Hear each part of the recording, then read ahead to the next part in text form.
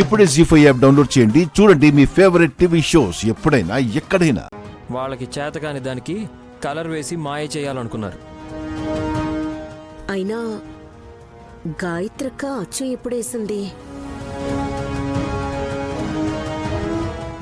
ఇది పాత పేపర్ కూడా కాదే.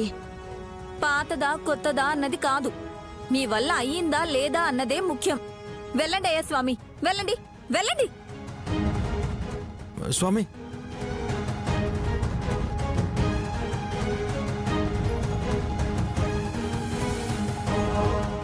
గాయత్రి పాప పేపర్ పట్టుకున్నప్పుడు అందులో ఏదో మారినట్టు అనిపించింది నాకు.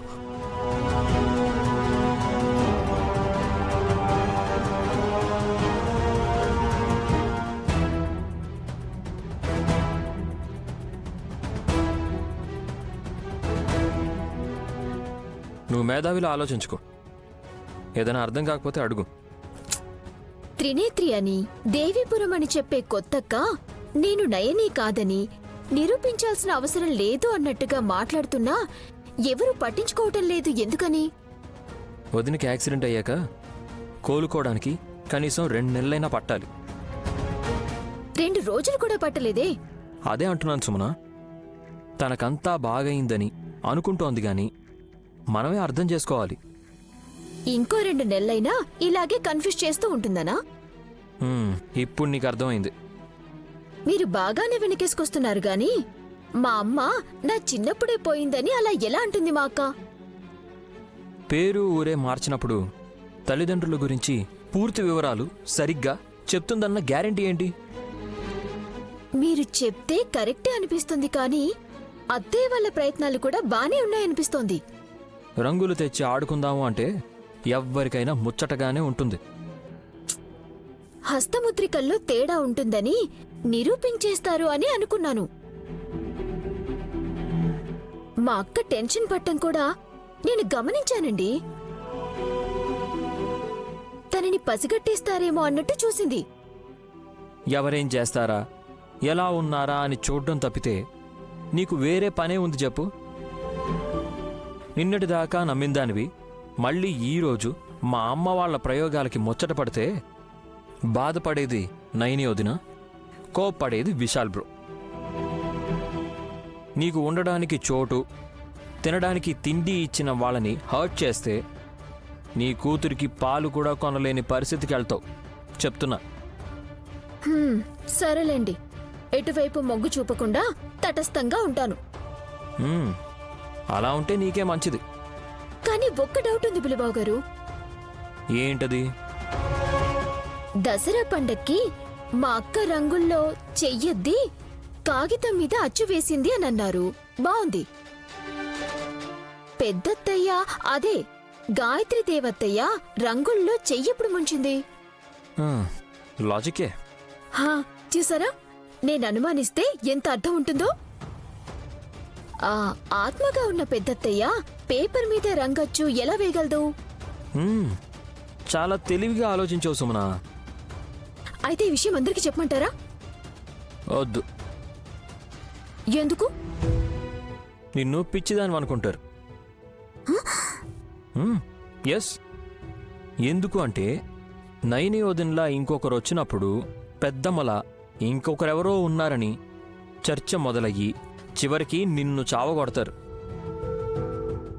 అయితే వద్దులే, నాకెందుకు ఈ గొడవంతా?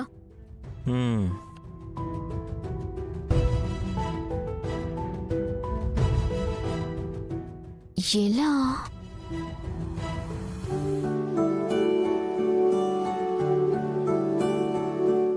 నైని, చేతికంటిన రంగుని కడిగేసుకుంటే పోతుంది గాని మనసుకు తగిలిన మాటల్ని తొలగించుకోవడం కష్టం కదా నైని. ఎవరేమన్నారని బాబుగారు? నిన్నే అంటున్నారు కదా, నువ్వు నైనివి కాదని రకరకాల ప్రయత్నాలు చేసి నిన్ను నువ్వు కాదని నిరూపించి ఏం సాధించాలి అనుకుంటున్నారో. నేను మీ నైనిని కాదు అని తేలితే ఏం జరుగుతుందంటారు? నైని, సరదా కూడా అలా అనకు. వాళ్ళ ప్రయత్నమేమో గాని మీ కంగారు చూసి నాకు జాలేసింది. మీరు కంగారు పడినట్టు అనిపించింది. అయినా ఎవరికి ఏమవుతుందో అనవసరమని మీకు ముఖ్యమని గట్టిగా చెప్తే ఇలాంటి ఇబ్బందులు ఉండవు కదా అంటాను. అన్నాను. ఏమన్నారో ఏమో, మీరు అలా చేయకండమ్మా వద్దన్నయ్యా అని శుతిమెత్తగా చెప్తే ఎవరు వింటారు బాబుగారు? అన్నా లేదు తమ్ముడు లేదు, ఒక్కటిచ్చి చెప్తే అర్థమైంది గురువా అని తల ఊపుతారు తెలుసా? నువ్విలా మాట్లాడితే బాగుంటుంది తెలుసా? బాబుగారు, నా మాటలు వింటూ ఉండిపోతారా ఏంటి? అమల్లో పెట్టండి. లేదంటే మీ పెంపుడు తల్లి సారీ మిమ్మల్ని పెంచిన తల్లి ఇలాగే ఎవరిని పడితే వాళ్ళని ఇంటికి తీసుకొచ్చి ఈ ఇంటి గౌరవ మర్యాదల్ని మంటగల్పేస్తుంది. నువ్వు ఎవరివో ఈ ఇంటికొచ్చావనే కదా వాళ్ళ గోల. మళ్ళీ అదే మాట అంటారేంటి? మీరు నన్ను నైని అని ప్రేమగా పిలుస్తారు కదా, అంతే ప్రేమతో నైని నా మనిషి, నా జీవితాన్ని పంచుకునే మనిషి అని మీరు గట్టిగా చెప్పాలి. కానీ వాళ్ళు రంగుల్లో చేతులద్దించి హస్తముద్రికల్లో తేడా చూపించి వాళ్ళన్న మాటలు నిజమని నిరూపించాలి అనుకున్నారు. రేఖల్ని చూసి మనుషుల్ని నిర్ణయించేలా ఉంటే అందరికీ పరీక్షలు రాసి పాస్ అయ్యి ఉద్యోగాలు చేసే శ్రమ తప్పేది. చేతులు చూసి వీళ్ళ జాతకం బావుందని నేరుగా ఆఫీసర్లని చేసేచ్చు కదా. అలా ఎలా చేస్తారు? మీ పెంచిన మహాతల్లి నా చేతిరేఖలు బావున్నాయని మీ కంపెనీలన్నీ నా చేతుల్లో పెట్టమంటే పెట్టేస్తారా? నోను. మరి నా విషయంలో ఎందుకు బాబుగారు ఇన్ని పోలికలు? అవకతవకలు గల మనుషుల ఆలోచనల్ని అమలు చేయడంలో చూపించే శ్రద్ధ వాళ్ళని బాగు చేసుకోవడంలో ఉండదు ఎందుకో? ఇన్ని విషయాలు కరెక్ట్గా చెప్పే నువ్వు నీ విషయానికి వచ్చేసరికి ఎంత కన్ఫ్యూజ్ అవుతావో నైని. ఆ విషయం నేను ఆలోచించాలి బాబుగారు. నేను తెలుసుకోవాల్సిన ముఖ్యమైన కారణం ఏదో ఉండాలి.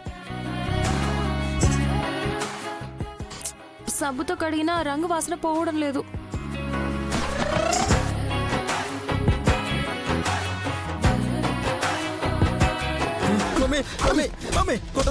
పని కూడా సవ్యంగా చేయడం చేత కాదు. డాడీ లాంటి వాళ్ళు మీరైనా చెప్పండి మమ్మీ. కొట్టొద్దని మమ్మీకి. నిన్నసలు వదలకూడదురా. కొట్టొద్దు మమ్మీ. ఆయనకైతే నిన్ను మర్డర్ చేయాలన్న కోపం ఉన్నా ఊరికే ఉన్నాడురా. లేదంటే నిన్ను ముక్కలు ముక్కలు చేసుండేవాడు. ఆగు తిలోత్తమా. అమ్మా కొంచెం గ్యాప్ ఇచ్చి కొట్టమని మాత్రం చెప్పకండి స్వామి.